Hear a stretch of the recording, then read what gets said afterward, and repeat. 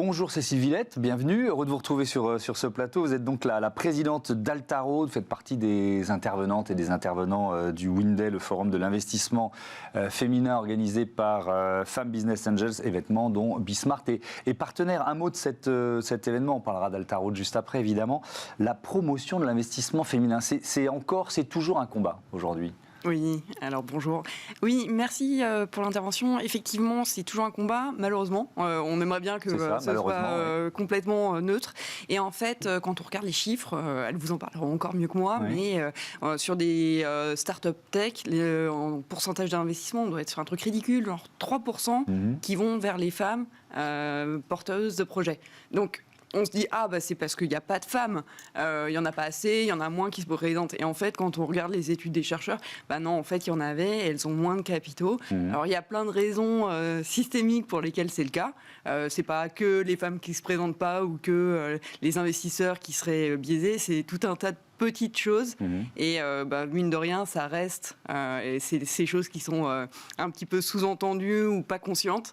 C'est ça qui est le plus dur à désamorcer. Vous l'avez ressenti vous ça à la recherche d'investisseurs ou dans les premiers moments où il fallait présenter Altaro, le fait d'être une femme, un peu de scepticisme non dit par exemple? Alors, c'est toujours très difficile de dire on sent qu'il y a quelqu'un parce qu'on n'est pas dans la tête des gens. Par contre, ce qu'on a senti, c'était l'inverse. C'était vous êtes des femmes dans un métier d'homme, c'est formidable. Et finalement, plus les gens trouvaient ça formidable, plus ça veut dire qu'ils trouvaient ça un peu bizarre. Et qu'en fait, on s'est rendu compte que des fois, sur ces exclamations d'enthousiasme, comme quoi c'était formidable, il y avait un peu de résistance derrière de se dire si vous êtes des femmes, peut-être que vous n'allez pas y arriver. Mais c'est toujours des choses pas forcément faciles à percevoir. Et de toute façon, on était un projet assez atypique, pas forcément très simple à financer. Donc il fallait des gens qui avaient vraiment une conviction forte, soit par leur métier, soit pour nous, en tant que porteuse de projet. Et donc on a réussi à financer cette entreprise atypique. Mais oui, typiquement sur des concours, plus que des choses factuelles, mais sur des concours où on nous a donné la 2e place en nous disant on aurait adoré vous donner la 1re place, mais il y avait un petit quelque chose, on ne sait pas ce qui manquait. Et vous finissiez la phrase dans votre tête. Bon. Alors justement, ceux qui ont investi, ils ont eu raison. Altaro, d'entreprise pionnière de l'économie circulaire dans le BTP, c'est quoi l'idée? Allez, refaites-nous le pitch en quelque sorte. Je vous fais le pitch.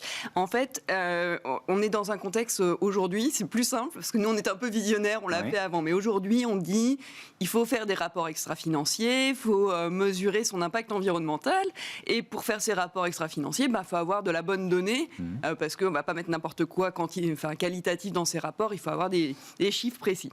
Bon, mais si on veut avoir des chiffres précis et pouvoir améliorer son impact environnemental, il y a plein de domaines où c'est pas si facile. Parce que le BTP, c'est des sites temporaires, ça bouge, il y a des camions, il y a plein de flux, c'est pas toujours la même chose, c'est des phases différentes, c'est plein d'intervenants. Et donc, c'était compliqué de mesurer ce qui se passait. Donc, nous, notre approche dès le début, c'était de dire on va mettre une plateforme qui digitalise les flux, ce qui rentre sur les chantiers, ce qui en sort, donc les matériaux, puis les déchets qui sortent pour faire de l'économie circulaire. Et on va aller mettre des éléments de captation de preuves. Donc des capteurs, des caméras. Exactement. On va mettre des choses qui peuvent permettre de quantifier ce qui se passe sur ces chantiers et donner des éléments de contexte, de preuves pour rassurer tout le monde sur la chaîne. Parce que ce dont on s'est rendu compte en discutant avec les acteurs, c'est que la plupart voulaient bien faire, voulaient améliorer, mais dans ces chaînes tellement complexes, avec plein de prestataires, avec plein de matériaux différents, des cendres, des ils ne savaient pas forcément quelle était la bonne décision à prendre au quotidien. Donc je vous donne un exemple. Sur un chantier, j'ai des choses à amener en déchetterie. Est-ce que je vais plus près? Je ne consomme pas trop de fuel, mais on va brûler. Par contre, est-ce que je vais plus loin et ça consomme plus de fuel pour y aller, mais on va recycler? En fonction des distances, en fonction des camions pour l'emmener, en fonction du type de matériaux, de ce qui est possible dans le coin.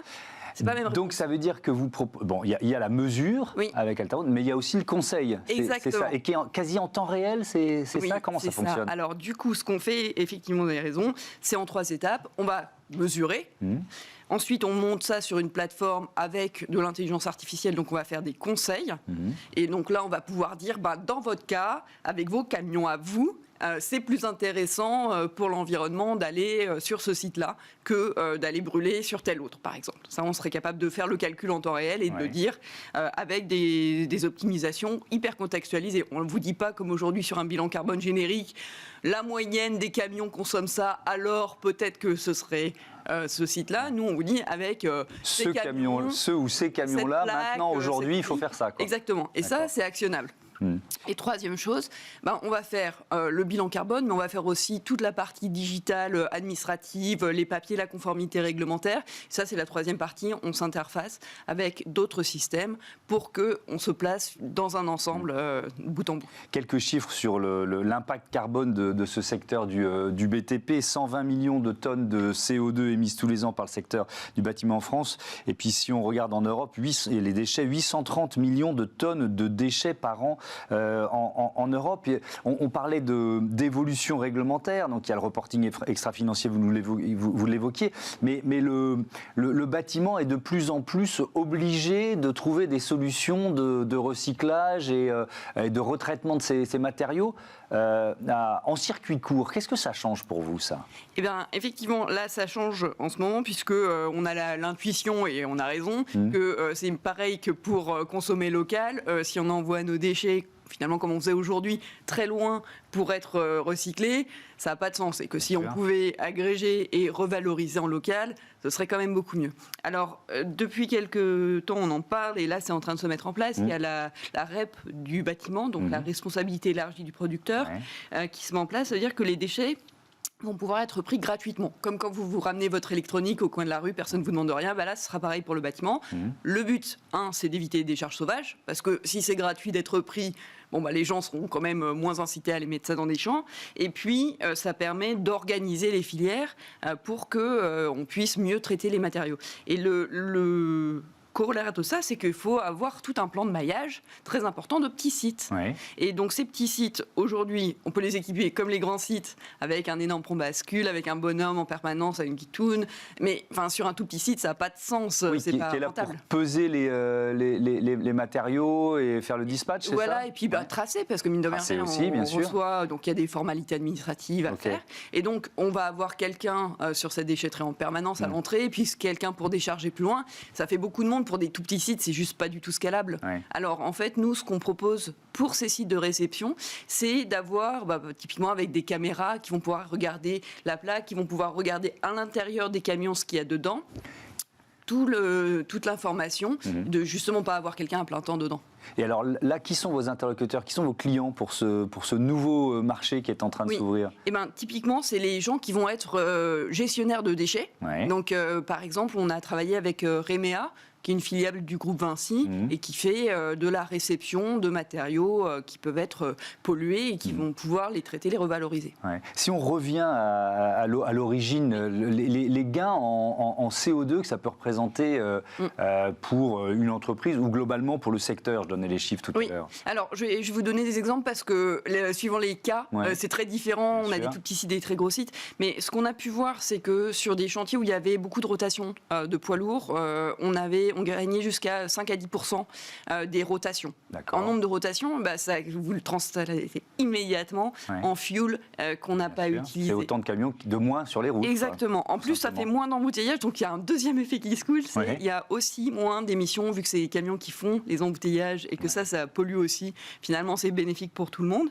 Et après, sur des plus petits sites, on va avoir des optimisations parce qu'on sait quels sont les matériaux qui sortent à ce moment-là, et on peut communiquer à d'autres sites et savoir qu'ils en ont besoin. Donc là, on est sur du recyclage quasiment temps réel pour aller d'un site à l'autre, et on a équipé un site comme ça où la personne disait « Ah, mais nous, on le fait entre nous, mais finalement, on le trace nulle part. » Et j'avais le client donneur d'ordre qui était à côté de moi qui disait mais nous, on est en train de chercher tout ce qu'on fait de bien et vous faites des choses bien et vous nous le dites pas. Donc c'est quand même dommage que ce soit pas mis en avant. Donc finalement, par la revalorisation des matériaux ou par la réduction du transport ou par justement ces meilleurs choix de destination et de traitement, on peut vraiment améliorer. Alors après, ça va dépendre pour chacun, mais quand on parle de 5 à 10%, c'est absolument pas négligeable et c'est à une échelle, dès qu'on agrège un tout petit peu ces différents sites, c'est très intéressant. Merci beaucoup Cécile Villette, à bientôt sur Bismart et bon Windel, le forum de l'investissement féminin. On passe à notre débat tout de suite.